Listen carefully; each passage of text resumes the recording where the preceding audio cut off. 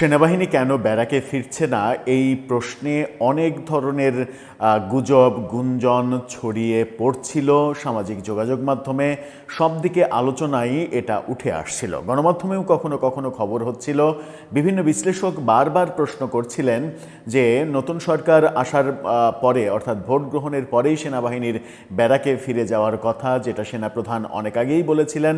কেন তাহলে সেনাবাহিনী ব্যারাকে ফিরছে না? এবং সেটাকে নিয়ে ভয়াবহ রকমের গুজবও ছড়িয়ে পড়ছিল।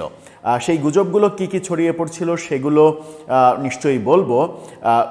তার সঙ্গে পলিটিক্যাল রিলেশনও ছিল সেই গুজবের সঙ্গে। অতঃপর সমস্ত গুজবকে থামানোর একটা প্রয়াস আমরা দেখলাম সরকারের। সরকার সিদ্ধান্ত নিয়েছে সেনাবাহিনী ব্যারাকে ফিরে যাবে। কবে যাবে, কবে থেকে, কতদিনের মধ্যে সেনাবাহিনী ব্যারাকে ফিরে যাচ্ছে? সেনাবাহিনীর এই ব্যারাকে ফিরে যাওয়ার সিদ্ধান্ত সরকার কি নিল, কোন প্রেক্ষাপটে নিল? এটা কি এই যে ছড়িয়ে পড়া গুজব এখান থেকে রক্ষার জন্যই নিল, নাকি গুজবেরও কিছু সত্যতা ছিল? সেই সব ব্যাপারে এক ধরনের উন্নতি হয়েছে বলে সরকার এখন নিশ্চিন্তে সেনাবাহিনীকে ব্যারাকে ফিরিয়ে নিতে চাচ্ছে। চলুন একটু আলোচনা করে বোঝার চেষ্টা করি এই ভিডিওতে। থাকবেন পলিটিক্স টিভির নিয়মিত আয়োজনে।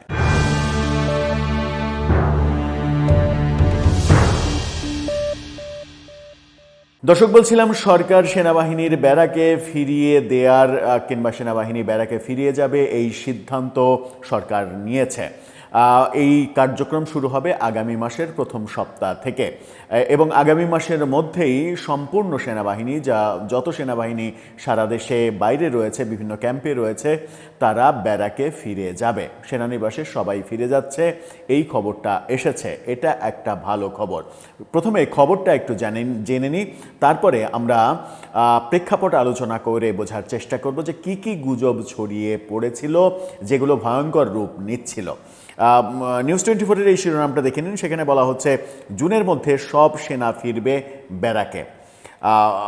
এখানে যেটা বলা হচ্ছে যে 6 জুন থেকে স্বরাষ্ট্র মন্ত্রণালয় জানিয়েছে 6 জুন থেকে এই প্রত্যাহার কার্যক্রম শুরু হবে। জুন মাসের মধ্যে এই ফিরে যাওয়ার কার্যক্রম পরিপূর্ণভাবে শেষ হবে। অর্থাৎ জুন মাসের পরে আর একজন সেনাবাহিনীও মাঠ পর্যায়ে থাকবে না। এর আগে মঙ্গলবার গতকালকে আইনশৃঙ্খলা সংক্রান্ত কোর কমিটির বৈঠকে এই সিদ্ধান্ত হয়েছিল। বৈঠকে সভাপতিত্ব করেছিলেন স্বরাষ্ট্রমন্ত্রী সালাউদ্দিন আহমেদ। এই খবরটা আজকে এসেছে গণমাধ্যমে এবং গণমাধ্যমকে নিশ্চিত করা হয়েছে। সিদ্ধান্ত অনুযায়ী প্রথম পর্যায়ে দেশের দূরবর্তী জেলা থেকে সেনা সদস্যদের ব্যারাকে ফিরিয়ে নেওয়া হবে। পরে ধাপে ধাপে বিভাগীয় শহর ও বড় জেলা থেকেও প্রত্যাহার করে নেওয়া হবে। অর্থাৎ প্রথমে যে প্রত্যন্ত অঞ্চলে রয়েছে তারা ব্যারাকে ফিরে যাবেন। 2024 সালের 19 জুলাই কারফিউ জারির পর তৎকালীন বাংলাদেশ আওয়ামী লীগ সরকার সেনাবাহিনী মোতায়েন করে। 2024 সালের 19 জুলাই মানে এই জুনে আসলে প্রায় 2 বছর, মানে 2 বছরের 1 মাস 20 দিন কম এরকম সময় তারা মাঠে অবস্থান করার ঘটনা আমরা দেখব। একই বছরের 5 আগস্ট রাজনৈতিক পট পরিবর্তনের পর আইনশৃঙ্খলা পরিস্থিতি নিয়ন্ত্রণে রাখতে সেনাবাহিনী মাঠে অবস্থান অব্যাহত রাখে। অন্তর্বর্তীকালীন সরকার 17 সেপ্টেম্বর অন্তর্বর্তী সরকার সেনাবাহিনীকে বিচারিক ক্ষমতা প্রদান করে। তবে সম্প্রতি সেই ক্ষমতা আর বহাল নেই বলে জানিয়েছেন প্রধানমন্ত্রীর তথ্য ও সম্প্রচার বিষয়ক উপদেষ্টা জাহিদুর রহমান। বিচারিক ক্ষমতা আর নাকি নাই সেনাবাহিনীর। তিনি বলেন, বর্তমানে সেনাবাহিনী মূলত স্ট্রাইকিং ফোর্স হিসেবে দায়িত্ব পালন করছে এবং সরাসরি আইনগত কার্যক্রমে অংশ নিচ্ছে, কিন্তু প্রফেসর ইউনূসের দেয়া বিচারিক ক্ষমতা আনুষ্ঠানিকভাবে তুলে নেওয়ার কোনো প্রজ্ঞাপন কিংবা বিজ্ঞপ্তি আমরা কিন্তু এই সরকারকে দিতে দেখিনি। যাই হোক, এটা একটা ভালো খবর যে সেনাবাহিনীকে ব্যারাকে ফিরিয়ে নেওয়া হচ্ছে, কারণ সেনাবাহিনী যাদের মূল দায়িত্ব বাংলাদেশের স্বাধীনতা সার্বভৌমত্ব রক্ষা করা, তারা যদি পুলিশ বাহিনীর মতো আনসার বাহিনীর মতো মাঠে ঘাটে অল টাইম পড়ে থাকে, তাহলে তাদের যে মূল লক্ষ্য সেই মূল লক্ষ্যে মূল কার্যক্রমে অনেক বড় ধরনের ভাটা পড়বে এবং এটা কোনোভাবেই গ্রহণযোগ্য হতে পারে না যে সেনাবাহিনীর সম্মান যেভাবে নষ্ট হচ্ছিল, সাধারণ মানুষের মাঝে এত এত বেশি যদি সেনাবাহিনী মিশে যায় তাহলে তাদের গ্রহণযোগ্যতা কমতে থাকে, সেটাই হচ্ছিল। সেখান থেকে সরকার যে ফিরিয়ে নেয়ার সিদ্ধান্ত নিয়েছে এটা একটা ভালো সিদ্ধান্ত। কিন্তু কোন মুহূর্তে এই সিদ্ধান্ত হলো?